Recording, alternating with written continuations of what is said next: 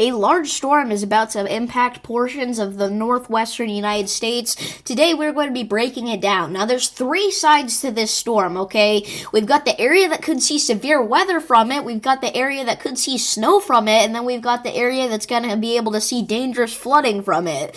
We're going to start off with the severe threat. Okay, today, we have a marginal risk of severe weather across portions of the northwest coast here, extending all the way from northwest California back up into just a little sliver of southwest Washington there, okay? The main threat with this is going to be tornadoes, okay? You have a 2% chance to see a tornado today if you are in the Portland, kind of down to northwest California area, okay? So you have to look out for that. Tornadoes are definitely not out of the cards. Damaging wind threat. We do have a 5% chance, or you have a 5% chance, rather, to see wind gusts of 60 miles an hour higher if you're in that area. Very similar area to the tornado threat, okay? So you got to look out for that.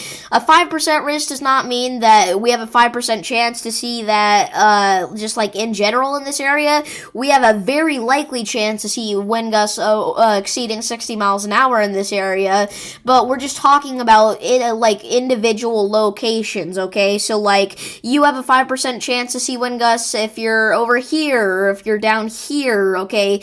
Anywhere in that area, you have a 5% risk of wind gusts of 60 miles an hour or higher. I know it's a little complicated, but trust me, there's not only a 5% chance that we see wind gusts exceeding 60 miles an hour in that area today, okay? Now, the timing impact for the damaging winds and the tornadic potential is most likely going to be from 5 p.m. to 8 p.m. here, Mountain Central Time now, as daylight saving time has passed, okay? So you got to look out for that, alright? Severe weather is not out of the question, but it will just be right along the coastline here. Now, let's go ahead and break down the winter weather aspects of this, okay? Now, we're not going to be talking about just your general snowfall for the next 24 hours in any area.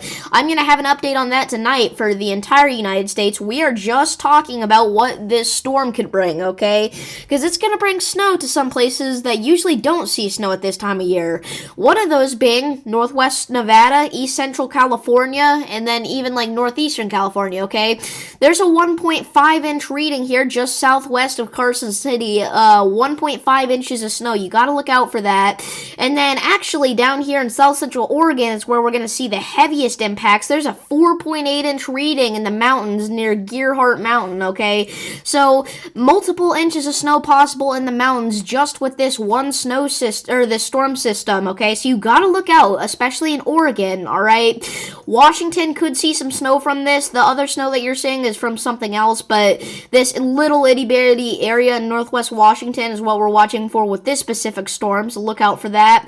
And then that's pretty much it for the snow potential of this storm, but you gotta note that 4.8 inches of snow is a lot for this time of year. Now, that will just be in isolated locations, but it is something noteworthy, alright? So definitely look out for that, and the reason that we're concerned about this is because it's right along that threshold where it's basically just barely cold enough to snow, so we could still see some storm-like impacts with this snowstorm, like thunder or lightning or damaging winds, okay? So we could get some sort of like snow squall setup going here in the mountains of Oregon, so you gotta look out for that. The flooding aspect of this storm here, okay? We are going to have a tiny area today where you have a 5% chance to see flash flooding if you're in northwest California, southwest Oregon here, just west of Medford, so look out for that flooding possible today. And then tomorrow, we are going to have some more storms enter that could cause flooding, but this one's going to be more in the Portland-Salem area, so look out for that. Tuesday is kind of when the risk ends, and then we have no other risks for the Northwest with this storm system, okay? This is something else, and it's actually going to be the next big storm that we're going to be breaking down on this channel, so make sure to like and subscribe if you want to see more stuff like that. If you found this video helpful, I'd really appreciate it if you left a comment letting me know. Helps me get out into the algorithm more since I am just an itty-bitty channel. So thank you very much, and I'll see y'all in the next one. Peace.